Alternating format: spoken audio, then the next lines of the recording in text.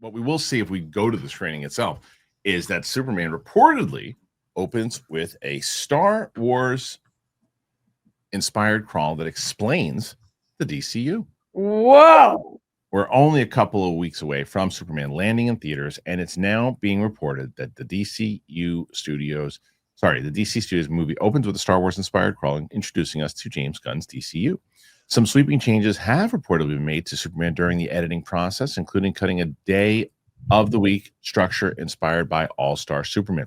We've also seen James Gunn seemingly take on board criticisms from fans, swapping out a shot of the Man of Steel in flight for another slightly less divisive effort. Now, details from a 30-minute footage screening overseas appear to reveal how much Gunn will introduce us to his new DCU. According to multiple attendees, we're getting a Star Wars-inspired introduction meant to contextualize the DCU.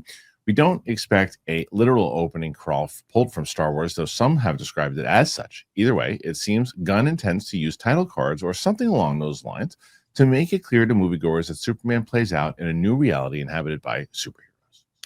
The DC Studios co-CEO is eager to make it clear that Superman isn't set in the DCEU, a world that ended with Orm eating a cockroach in 2023 Aquaman and Lost Kingdom. Not helping matters on that front, of course, is the fact that we're getting Peacemaker Season 2 this summer with the exact same cast. There is a risk that Gunn is trying too hard and that Superman will ultimately feel too busy and muddled to make the desired impact. It's hard to say when information like this is presented without context, and reviews of those 30-minute previews have been largely positive. That was perhaps to be expected when it's being screened for devoted DC fans, of course. In other news, Gunn has confirmed that Superman won't feature a nod to Superman the movie's infamous Miss Tessmacher line said by Gene Hackman's Lex Luthor.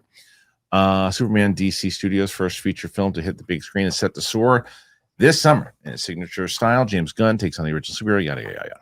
All right, Roxy, what do you think about the potential that this movie is going to have a Star Wars-like crawl to explain the DCU? I love True Classic. That's how I'm going to start this. I have fallen in love with them. I have so many new things, whether it comes to t-shirts, whether it is sweatpants, things I go to the gym for. I love it. I absolutely love them. At True Classic, the mission goes beyond fit and fabric. It's about helping guys show up with confidence and purpose. The gear fits right, it feels amazing, and it's priced so guys everywhere can step into confidence without stepping out of their budget. What really sets them apart, it's not just about the fit or the fabric, it's the intention behind everything that they do. True Classic was built to make an impact, whether it's helping men show up better in their daily lives, giving back to undeserved communities, or making people laugh with ads that don't take themselves too serious. They lead with purpose. So I have been loving True Classic. I got them. I've got a bunch of things that, well, again, like I said, shirts, pants, and I told my wife the other day, I said, I don't know if I want to go anywhere else right now. True Classic. I mean, I'm telling you, I went out to go out with some friends. I was wearing this True Classic t-shirt. They fit really nice. They just they're comfortable. It's good material. I love it. And you don't have to worry about it. Just get rid of the overpriced designer brands. Ditch the disposable fast fashion. True Classic is built for comfort. It's built to last, and it's built to give back. You can grab them anywhere, Target, Costco. You can head to trueclassic.com/Kristian. That's where you really should go, and get hooked up today. You will love it. I have been swearing by it. I'm telling you, this is me telling you straight up. I love this brand. I love True Classic. Good, bad, who cares? Kind of didn't sound like that when it started describing it. Like, it didn't sound like it was going to be a crawl. It sounded like it was going to be possibly, I mean, what would be smart is if they use panels, right? Like, Right. try to do it in your own medium a little bit more. Mm-hmm. I can't picture James Gunn straight up like taking a crawl. Although if he made it look more DC like, Yeah. I think it's cool to kind of explain like where we're at in the world. I really liked when Wonder Woman had its opening where it kind of gave us the history of the gods and showed us visually. That kind of reminds me not of Star Wars, but of setting the scene. Where are we at? And this is the first one in the DCU. So I think that makes sense. I had heard a month ago through the rumor mill that he was taking out that day of the week All-Star Superman kind of structure. But this article seems to imply that he was putting it back in. I heard that it didn't test well, but I don't know that that's true or not. You know, you and I both Exactly. Can you explain exactly what that is? I'm not exactly sure how that would translate onto the screen, but essentially it's like playing it out by the days of the week. Okay. Monday, Tuesday, Got it. Wednesday. Got it. There's also Thursday, Christian. There's Friday. There's Saturday. You know, Like the Rebecca Sunday. Black song. Uh, yeah, it's very important for me to go through all of the days. And having it, like, it kind of reminds me a little bit more of TV, having them each be like almost like their own act structure. Sure. Okay.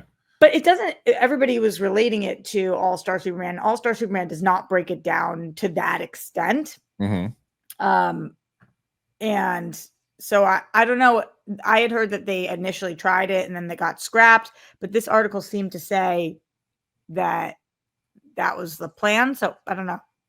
Okay. Well, we'll find out soon enough. And as far as the crawl itself goes, even if it is Star Wars esque, Star Wars isn't the first one to do it. They used to do that in like I think it was Buck Rogers or Flash Gordon. I can't remember. I mean, that George Lucas got that from the old school serial things that he used to watch. That didn't come from Star Wars. It just got made famous by Star Wars. Where did it come from? Do you know, Kristian? I want to tell you that it's Buck Rogers, but I'm not sure. I'd have to look it up. Let me look. Yeah, look it up. Let's see what we think. But overall, I think that it's a pretty good. I think it's fun. Look, and the other thing is not even necessarily a crawl, but as you were saying, there's been tons of movies that start off and say, "This is the world that you're living in, and this has happened, and this has happened, and now, boom." If you're going to put a crawl-esque, I mean, look, Star Wars stopped doing it. Maybe it'd be nice for people to start seeing that again. You know. This is the AI answer to the question. The original Star Wars opening crawl was inspired by the opening sequences of the old Flash Gordon and Buck Rogers movie serials, which George Lucas enjoyed as a child. He also took inspiration from Cecil B. DeMille's 1939 film Union Pacific, particularly its use of a perspective distorted text crawl moving along a railroad track, according to Screen Rant and Wikipedia. The final crawl, that's the rest of it. Right. And I think so I mean, bring it back. And by the way, James Gunn's a big Star Wars guy. He's a big Star Wars fan. Would you want to see Superman in 2025 or 2000 Superman found his way to planet Earth from, like, do you want to see an origin of Superman in a text crawl? Living here with Ma and Pa Kent. His dog Crypto shortly followed. I guess it's a matter of how much you tell me and how, I mean, like how long does it take to read the whole thing? Are we gonna get to a place where like, okay, we're reading it. That's the story. Okay, good. Let's go. Or is it like, wait, what? Okay, wait, more. Geez, just show me at this point. But I don't feel like James Gunn's gonna do that. I feel like his timing is, pretty good. So I think I like the idea. I hear you on that. The way I said it sounded like I was like, do you really want to hear? I don't mean that. I just mean like, do you want that? And I don't know yet. I guess that's the answer, Roxy. I don't know yet. It's I know that I'm not saying, oh, why are they doing that? It's like, okay, that's kind of interesting and good on them. I'm getting more and more excited for this movie. I've been excited for this movie. I can't wait to see it. I want to see what a heated conversation it was in a good way yesterday with Roca and the great Derek Johnson, who it was a big. What happened?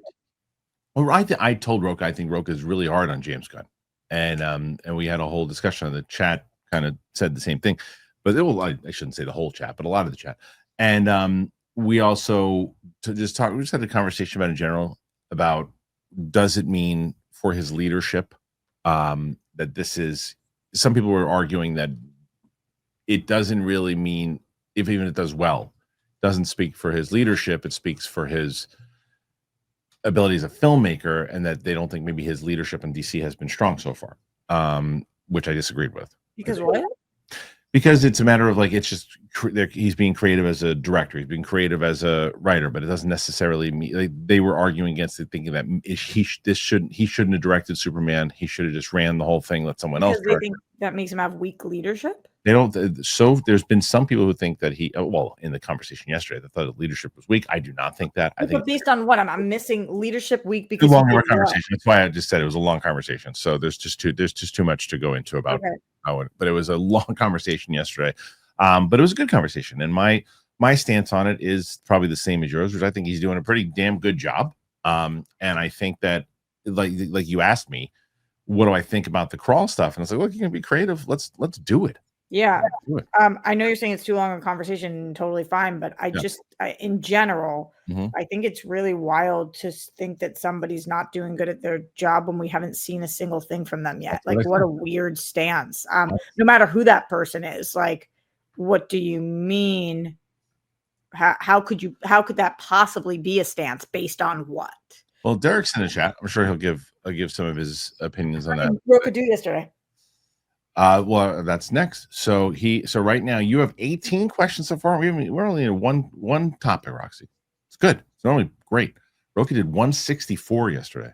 Oh, he had a great day. I haven't won in a while. So Roka is on the longest losing streak right now.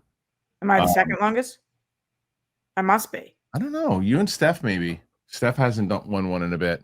Because Mike's won. I don't know. I'd have to look into that. And then, Chris Carr hasn't won one yet, but she's new. Capes and Cows are 4 in a row. They they beat your record last week. So we'll see what happens. But nonetheless, we are talking about Superman and the Crawl. Do you guys like it? Do you not like it? What say you? Put your thoughts in there. I want to know.